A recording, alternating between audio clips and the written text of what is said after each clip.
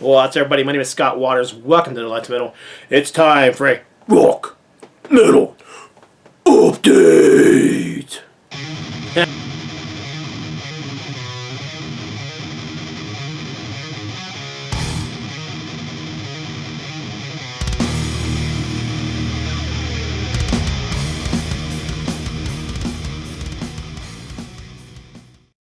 That's right. It's time for a rock and metal update. Going to be all 12-inch vinyl today. I got one single in here that I'm going to show first, but it is a 12-inch single. In my never-ending quest to own everything Thin Lizzy, I found this cool 12-inch single from 1980. What was this thing from? 1986. 4-track single containing Whiskey in a Jar, The Rocker, Sarah, and Black Boys in the Corner. So there you go. Nothing more to me than a collector's item, limited edition 7500 Archive 4. I don't really know anything about this series. I need to look more into it.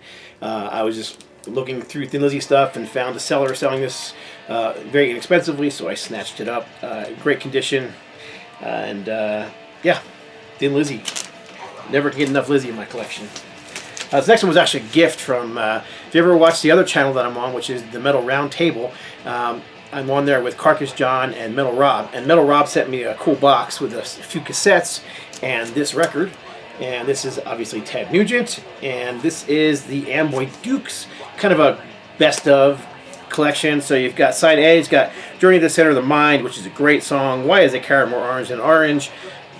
Great song title. Missionary Man, Death is Life, St. Philip's Friend, I'll prove it. Excuse me. I'll prove I'm right. Almost sneezed. And then side B's got a Baby Please Don't Go. Their original studio cover of that. Of course, Nugent made that cover kind of famous on his Double Live Gonzo album. And then Prodigal Man, which is a long song, kind of a jam. Regardless, very cool picture disc. Just one I didn't have. He saw it, knew I was a huge music fan, grabbed it for me. Awesome. All right, next up, this is a brand new album. One of their first 20. This is a 2021. This is a new Accept. Too Mean to Die. Pressed on orange in red with white splatter vinyl. It's a really cool looking vinyl actually, and this is a gatefold. Nice packaging. It's nice when record companies know we're spending good money on these things and they put out nice quality packaging. Oddly enough, I hear some people say they don't like the cover. I don't know why. I kind of like the cover. I think it's pretty damn cool. Kind of a metallic looking snake. There's the center spread. Back cover. Yeah, this thing sounds fantastic, man. I gotta admit, I love Accept. I listen to them all the time. One of my favorite bands, with Udo, without Udo. I think Mark Tornillo is a great vocalist. He's done a great job with them all the way back to Blood of the Nations. Saw him on that tour in Hollywood, and I love that tour. Got to meet the band. They were really cool. Had them sign a set list and some records, and I bugged them really and signed a bunch of crap. But regardless, this to me is the best one they've done since Blood of the Nations. I don't know why I think that. All I know is that this one captures me more so than any of the last few and holds my attention and keeps calling me back to listen again and again. And that's kind of the way it was with Blood of the Nations too, man. I couldn't get enough of that album. And it kind of, smacked me over the head right away as opposed to, taking a few listens to get into. Now, this is another one that just kind of smacked me over the head. So, yeah, you can see very, very cool splatter vinyl. Again, I've said on my channel before, I'm not a huge fan of colored vinyl. I mean, if it's just a solid color, and you have a choice, most likely I'll go for the black vinyl. You gotta admit that it's pretty darn cool looking. I do like colored vinyl. I don't go out looking for every release and buy every different color. It's just, to me, you're buying the same pressing. All they're doing is throwing different color plastic onto the press. So. Alright, next up, this is a 2020 release that I didn't get until just recently. Might have made my 2020 top list had I had it. But this is Psychotic Waltz. I love this band. I always have. Don't know why it took me so long to finally get a copy of this. It was sitting in my want list on Amazon forever, and I finally pulled the trigger. And man, this is just great prog rock, prog metal, whatever you're going to call it. But yeah, I just can't get enough of this band. Matter of fact, I was jamming the their classic Into the Everflow quite a bit not too long ago. Just because I put this one on and I was really into it, played it a couple times, and I was like, I gotta hear some more. So I went and I grabbed Into the Everflow and grabbed it a spin as well. So another gatefold, real nice packaging. Can't remember what color the vinyl is. Again, the vinyl color is not all that important to me, but so we've got nice gatefold, nice artwork.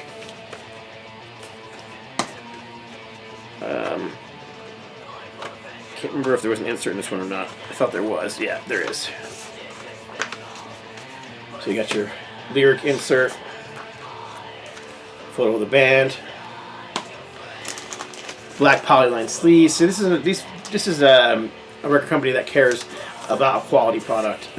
So I'm really happy with these. But yeah, I did order the black vinyl. I'm pretty sure this was available on colored vinyl as well, but I just went for the black vinyl. Custom center rings. Never care too much when they put the itty bitty little type with what song is on what side. Just put a gigantic side A and side B. That's all I care about. You can't read the song titles when it's spinning, and all you do is look at it. You look at the side A. And I'm always trying to which side is side A, and they put this little itty bitty type and it says side A, other side B. This just put a big side A and side B. Anyhow, that's just my personal beef. All right, next up, some Canadian death metal, kind of melodic, pretty heavy, but this is Martyr. This is, like I said, the Canadian band, not the band from California from the 80s. They were kind of a thrash crossover band from Southern California, and this here is death metal. And this is a fantastic album. I've actually had this thing on CD forever. Finally found a vinyl copy for a decent price and just jumped on it. So I've been playing this one quite a bit recently. Every time I show death metal, I always get 2 or 3 comments like, "Oh, I didn't think you liked death metal." I do. I don't buy as much death metal as I do like thrash and straightforward traditional heavy metal and power metal and doom, but I do like death metal as well. So I listen to a little bit of everything when it comes to metal and hard rock. Anyhow, this is I can't remember what year this one came out. It was quite a while ago now. Probably almost 10 years ago, I bet. I don't see a date on here. It was at least 10 years ago, if not more. I'm thinking like back in the mid-90s. Man, it had to be probably the early 2000s this came out. Yeah, I don't see a date on here anywhere. But this is War on Music, Canadian label. Great stuff.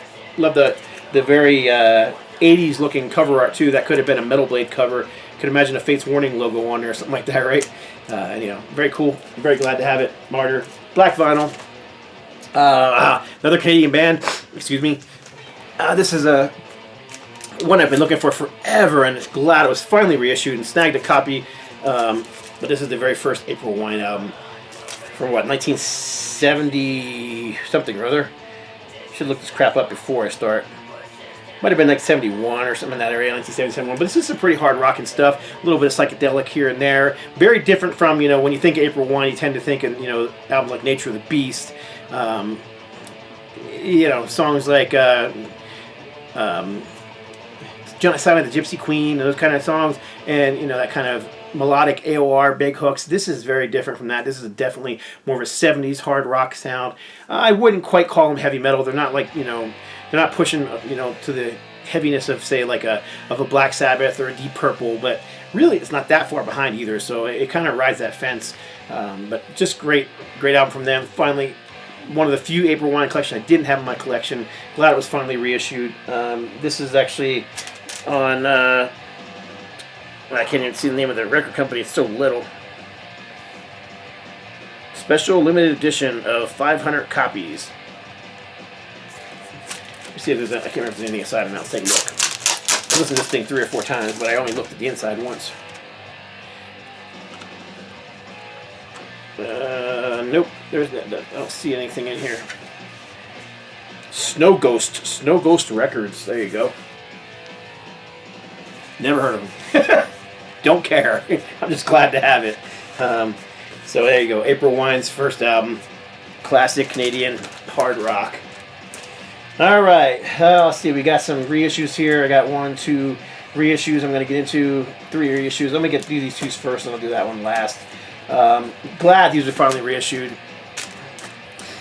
This is Trouble, self-titled, originally released on Def Jam Records. This is on Hammerheart Records. This is a brand new reissue, and they did a great job with it. It looks fantastic. I mean, the artwork is stellar. It doesn't there's no bit mapping. There's no mores. There's no patterns. It just looks like a brand new album that came out back when this came out, 1990 something originally. Yeah, so I'm really happy with how it came out. Legendary album from 1990. Yeah, good guess. I really don't prepare for these things. I just really pick up the records and start talking. So sometimes I get the years wrong because I'm really guessing. But anyhow, there's the insert, lyric insert. And it is on black vinyl. I don't know if there's colored vinyl available. I ordered this one from No Remorse in Greece Records, and found that afterwards I probably could have just gotten it directly from the record label for a little bit cheaper. But really, I don't mind supporting No Remorse Records. They're a great company out of Greece, who has actually carried my nolifetilmetal products as well, so don't mind supporting them. And then I picked this up from a totally different place. This is Manic Frustration. So the last two Trouble albums, proper studio albums. They've got all kinds of compilations and stuff out there, but that I'm with Eric Wagner on vocals that I'm missing on vinyl. Again, Hammerheart Records. Fantastic artwork. Whoever did the layout on this did a stellar job. It looks like it could have been released back in 1991 when this came out. Let's see here. I believe this is on black vinyl as well. It is a black vinyl, custom center label on either side. This is actually not so bad. When I was talking earlier about the song listings, at least you can read those. They're not like 4-point type, and you need to get out your magnifying glass and to read it. So very well done. Really like it. Again, there's an insert inside. This one is color. The other thing was black and white. Comes with a download card too. I never used this download card, so there you go.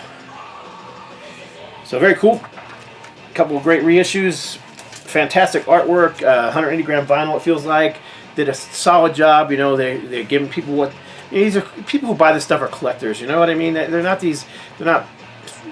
people who listen to streaming and who don't really care about collecting music.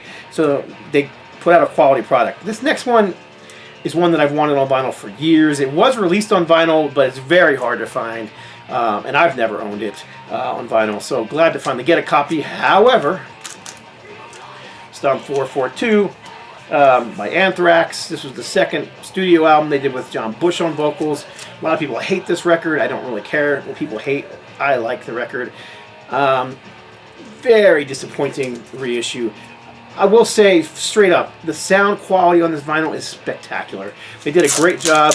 Whoever mastered this for vinyl did a great job. It sounds good. It is on a blue vinyl. I didn't order blue vinyl. It just came on blue vinyl. It didn't say what color the vinyl was when I pre-ordered it. But it's just on this blue vinyl. As you can see, custom center labels. Feels like probably like 140 gram vinyl, maybe, yeah, probably 140 gram. But the packaging blows on this. Really, really bad reproduction of the art. I mean, it's obviously a CD blown up, and that's just, I mean, and I know that sometimes that's all they have, but whoever did this just didn't spend much time cleaning it up. I mean, he at least could have cleaned up the Anthrax logo and the Stomp 442 and cleaned it up and retypeset it, because I mean it's blurry, and you can see where it was probably out of when it was originally printed on a traditional printing press. You can see where the color was probably out of registration by a hair, and you blow that up 300% and now it just looks super blurry. The words Stomp 442 aren't even white, so they're just kind of a muddy color. The back cover, all that is just a giant blow up of this, which makes it even more, dirty. And the center of this gatefold is the same damn thing, just a cutout of this, blown up and then mirrored on both sides. There is no lyrics, no inserts, no credits. You don't know who played on the album. You don't know anything because there's nothing to it. Even the credits on the bottom, all there is a Megaforce Records logo. 2020 Megaforce Records, all rights reserved. That's all it says. So that's all you get. So yeah, this is a piss poor packaging for a band who is definitely deserves better. I mean, even you could have at least color corrected the sky and made it, you know, the sky blue instead of this. I'm not sure how well it's showing up on the camera, but it's a very purplish blue color, which just means it wasn't color corrected properly. I mean, it would have looked nice. It would have gone well with this nice sky blue vinyl had they color corrected it, but as you can see, it's not even close. But well, anyhow, that's just me complaining. I mean, you all know that I do packaging for record companies for a living. So, but you know, you spend $30 or $40 on these records, and you expect a decent product. And I'm just kind of disappointed that a band like Anthrax, you know, as big as they are, and as much as I love them, just put out something that was kind of shoddy. And I can't say it was the band that put it out. It could have been the record label. I really just don't know. But there you go. Megaforce Records, Anthrax, Stomp 442. A lot of people are also getting the Sound of White Noise reissue, and I've heard similar complaints about the packaging on that one. I didn't purchase that one because I have an original pressing of that, so I didn't need a reissue of it. So there you go. Anyhow, that's my vinyl update for, what are we in now? February of 2021. Appreciate y'all watching. Leave a comment below. I always try and respond back to everybody. Appreciate y'all watching. God bless. Stay strong.